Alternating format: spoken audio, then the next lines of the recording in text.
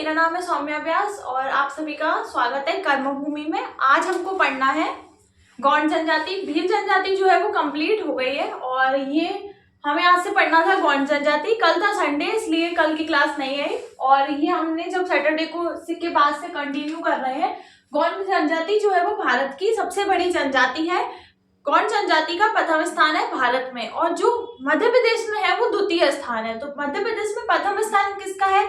भील जनजाति का है, जो कि हमने पिछली वीडियो में भील जनजाति में देखा था। तो दो चीजें आपको पता चल गई कि भारत की सबसे बड़ी जनजाति गौंड है और मध्य प्रदेश में दूसरे स्थान पर आती है ये। ठीक है, सबसे पहले हम इसके बारे में देखेंगे, इसकी प्रजाति के बारे में पॉइंट बाय पॉइंट हम पढ़ते जाएंगे। तो प्रजाति क्या है? ये प्रोटो ऑस्ट्रेलॉइड समूह से है, तो ये चीज आपको पता होना चाहिए। आप साथ साथ नोट्स भी बना सकते हो अपने और लिख भी सकते हो या फिर स्क्रीनशॉट ले सकते हो, सब आपको क्लास में याद हो जाएगा।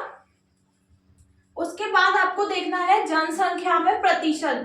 जनजाति जो जनसंख्या है उसमें 37% हमने पढ़ा था। 37% जो है वो भील जनजाति का था। इसका जो है 33% हिस्सा है। तो आपको ये चीज भी पता होना चाहिए परसेंटेज में कि मध्य प्रदेश में जो जनजाति है उसमें 33% जो है वो गौंड जनजाति पाई जाती है और 37.3% जो है वो भील जनजाति पाई जाती है। तो दोनों चीजें आपको पता होना चाहिए। उसके बाद यहाँ पर हमें देखना है इसका विस्तार, भौगोलिक विस्तार।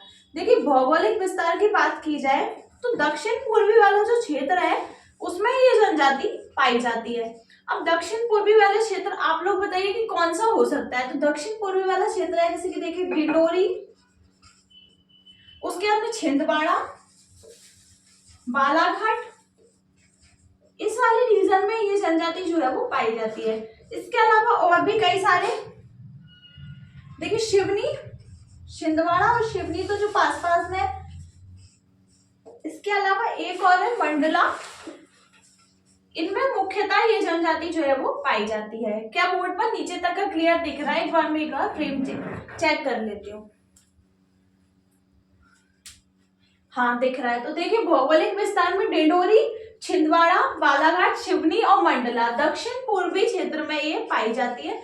तो आपको ये भी पता होना चाहिए कि दक्षिण पूर्वी अगर आपको पता है तो आप फिर ये जो नाम है जिलों के, ये आप अपने मन से भी लिख सकते हो कि दक्षिण पूर्वी में कौन कौन से जिले जो है वो आते हैं। तो ये चीजें हमें पता चल गई। इसके बाद हम देखते हैं नेक्स्ट। देखिए, जनसंख्या का प्रतिशत 33% है, ये आपको पता होना चाहिए। उसके बाद में हमें देखना है नेक्स्ट। सबसे पहले मैं इसको क्लीन कर देती हूँ, उसके बाद में हम देखते हैं नेक्स्ट।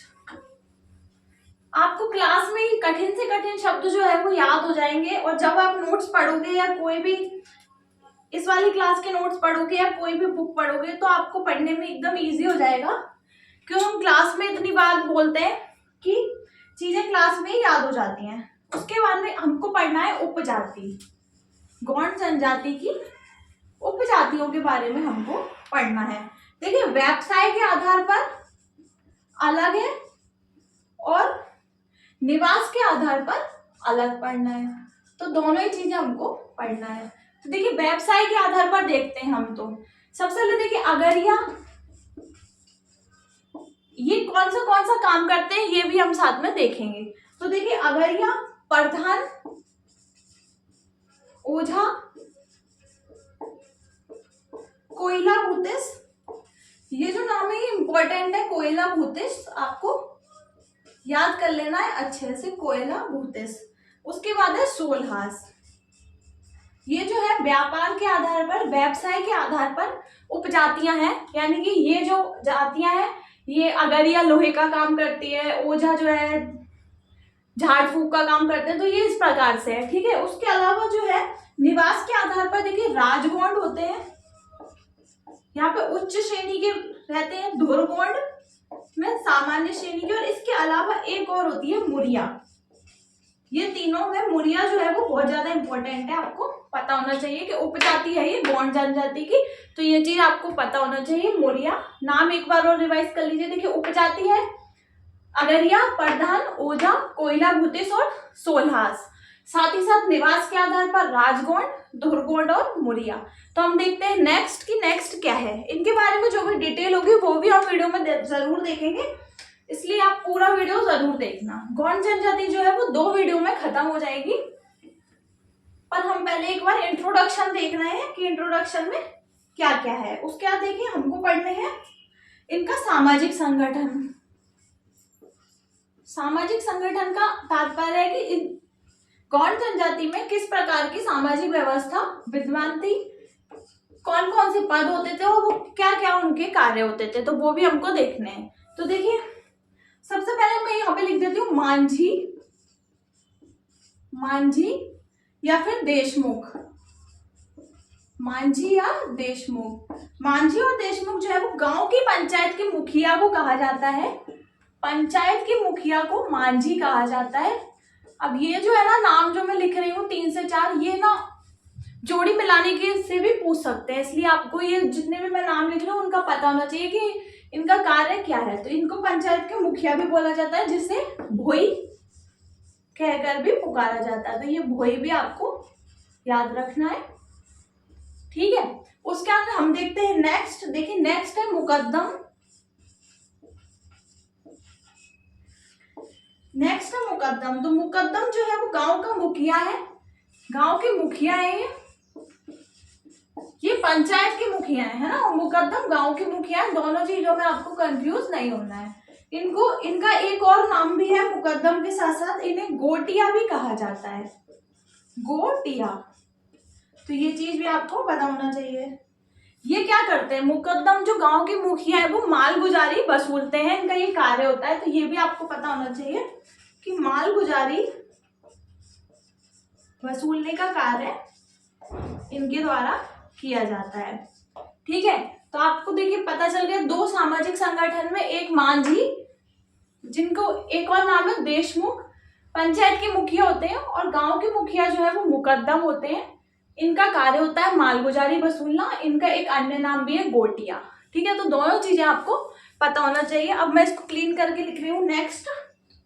देखिए बोर्ड पर एकदम क्लियर दिखे इसलिए मैं कम कम लिखती हूँ, और छोटे छोटे अगर मैं छोटे छोटे अक्षर लिख दूंगी तो शायद क्लियर ना दिखे, इसलिए मैं बड़ा बड़ा लिखती हूँ।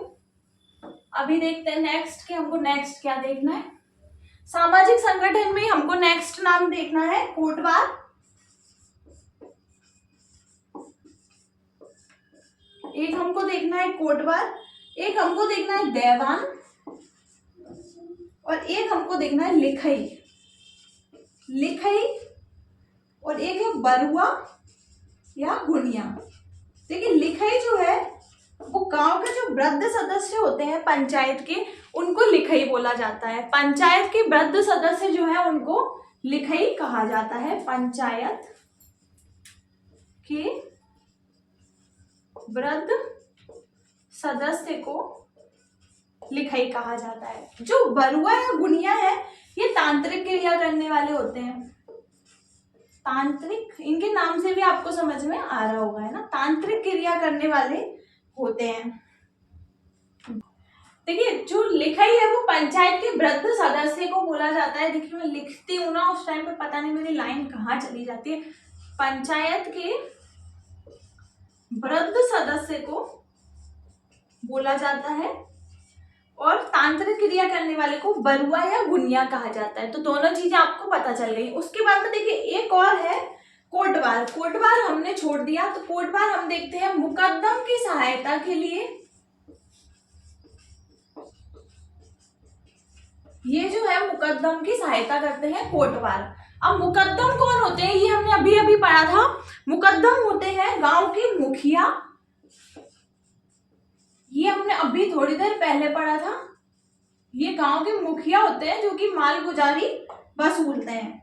अब ये गांव के मुखिया होते हैं, और ये देवान जो है वो मुखिया को गुप्त सूचनाएं प्रदान करते हैं। मुखिया को गुप्त सूचना प्रदान करते हैं। देखिए मैं आपको बताऊं कर्मभूमि एक ऐसा चैनल है, यहाँ पर आपको एमपीपीएससी की संपूर्ण तैयारी कराई जाएगी। जितने भी बिगिनर्स लोग हैं उनके लिए ये चैनल बहुत ही ज्यादा नॉलेजेबल रहेगा, और साथ ही साथ आपको एमपी का जो 50% वेटेज है वो साथ ही साथ ऐसे ही याद कराया जाएगा पूरा। और उसके अलावा जो हिस्ट्री, ज्योग्राफी, पॉलिटी, ये सारी जो है वो लूसेंट से कवर कराई जा रही है। और लूसेंट की लाइव सेशन जो है डेली चलता है, तो आप लोग उसको भी ज्वाइन कर सकते हो। आइए हम देखते हैं नेक्स्ट की नेक्स्ट क्या है। ये सामाजिक संगठन के 4 नाम रह गए थे, ये हमने पढ़ लिया। कोटवार मुकदम की सहायता के लिए, देवान मुखिया को गुप्त सूचना है, लिखाई पंचायत का वृद्ध सदस्य, बलुआ तांत्रिक क्रिया करने वाला। तो देखिए ये चीजें हो गई। उसके बाद में हम देखते हैं नेक्स्ट कि हमको नेक्स्ट क्या देखना है। नेक्स्ट हमको देखना है कि ये किस प्रकार का भोजन करते थे और किस प्रकार की इनकी कृषि आर्थिक व्यवस्था, इन सब चीजों को हमको देखना है। विवाह, इनमें किस प्रकार के विवाह जो है वो प्रचलित थे, ये सारी चीजें हमको देखना है। तो सबसे पहले हम देखते हैं भोजन। भोजन तो देखिए सबसे पहले तो भोजन में मैं आपको बता दूं कि मोटे अनाज से बने जितने भी पेय पदार्थ थे, मोटे अनाज से बने जितने भी पेय पदार्थ थे वो अत्यधिक प्रिय थे। और महुआ जो है उसको देव अन्न कहा जाता था इनमें, मतलब महुआ जो है उसको देव अन्न कहा जाता था। तो ये सबसे इंपॉर्टेंट इनका पेय पदार्थ या भोजन है, ये आप कह सकते हो। ठीक है, तो ये चीज हमें पता चल गई। उसके बाद में हमें देखना है विवाह। तो देखिए विवाह में गौड़ जनजाति में किस प्रकार के विवाह प्रचलित है, किनको मान्यता प्राप्त है और किनको मान्यता प्राप्त नहीं है, उन सब चीजों के बारे में हम आगे देखेंगे। तो देखिए विवाह के प्रकार, काफी सारे विवाह हैं। पहले तो विवाहों के नाम आप सुन लीजिए। देखिए दूध लौटावा विवाह, लमसेना विवाह, गंधर्व विवाह, ये सारे विवाह जो हैं वो इसमें आते हैं। अब हमें देखना है, देखिए सेवा विवाह मैं आपको दिखाती हूँ। सेवा विवाह,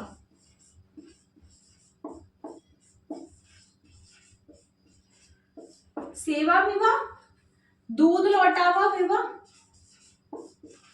ये बहुत पूछा जाता है। दूध लौटावा विवाह किस जनजाति का है आपको पता होना चाहिए। उसके अलावा पॉलीथर विवाह, ये शायद आप में से कुछ लोगों ने ना सुना हो, पर पॉलीथर विवाह इंपॉर्टेंट है। उसके अलावा प्रीति विवाह और बलात विवाह, ये देखिए आप।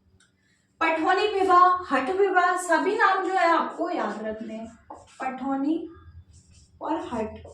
ठीक है, उसके अंदर देखिए अब आपको मैं इनके बारे में डिटेल में बताती हूँ कि कौन कौन से विवाह में क्या क्या होता है और किस प्रकार के विवाह है।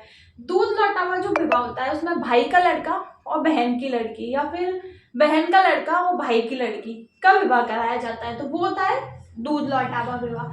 सेवा विवाह होता है कि पहले क्या होता था, वधु मूल्य देकर वर पक्ष जो होता है वो वधु मूल्य देता था और फिर शादी होती थी।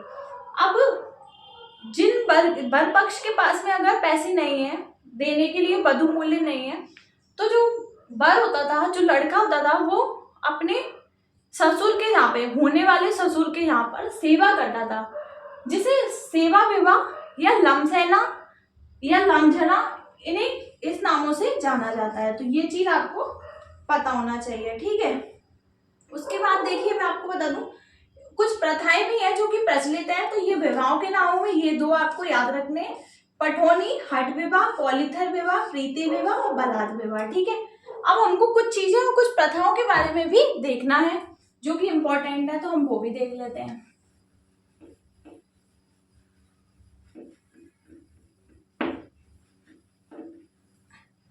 देखिए बोर्ड छोटा है थोड़ा सा, इसलिए काफी कम लिखा हो पाता है। उसी में मैं सोचती हूँ कि आप लोगों को बोर्ड का एकदम क्लियर दिखे, इसलिए मैं बहुत छोटे छोटे अक्षरों में नहीं लिखती कि आप लोग, अगर कोई एक बच्चा भी नोट कर रहा है तो उसको देखने में प्रॉब्लम हो कि क्या लिखा है। इस वजह से मैं काफी बड़ा बड़ा लिखने की कोशिश करती हूँ ताकि इजीली समझ में आ जाए। अब हम देख लेते हैं कुछ प्रथाएं। देखिए एक होती है मांगर माटी, मांगर माटी। ठीक है, मांगर माटी अच्छा लिखा हुआ है ना, मांगर माटी। देखिए मंडप गाड़ने की प्रथा होती है, जो विवाह के टाइम पर जो मंडप गाड़े जाते हैं, मंडप गाड़ने की प्रथा। ठीक है, मांगर माटी याद रखना आप लोगों को। उसके बाद मंडवा तर्पणी, मंडवा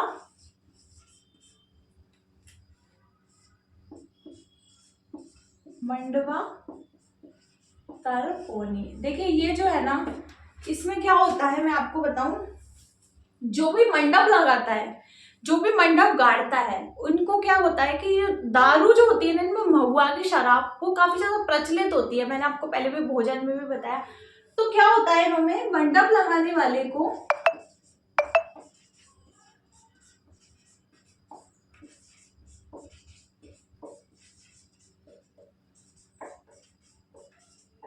दारू दी जाती है। मंडप लगाने वाले जो होते हैं उनको दारू दी जाती है, ये इस प्रथा का महत्व है।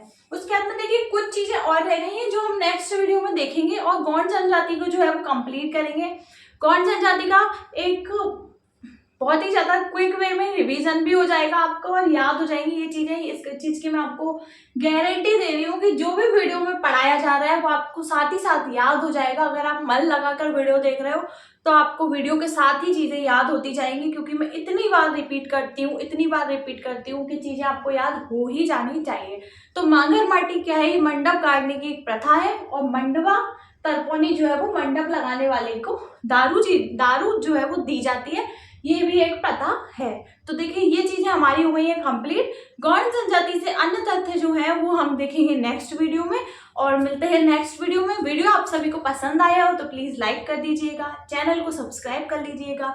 मिलते हैं नेक्स्ट वीडियो में, धन्यवाद।